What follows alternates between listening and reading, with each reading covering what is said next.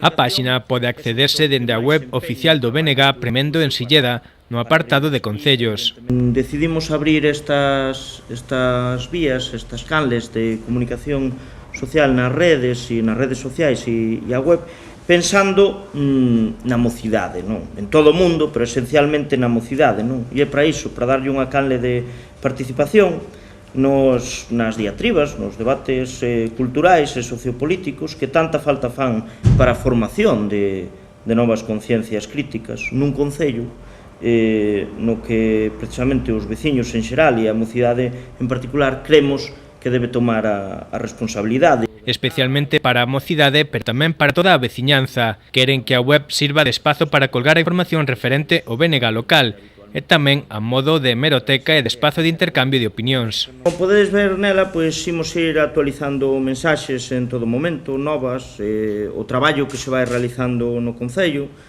as decisións que tomamos nós organizativamente e tamén os eventos.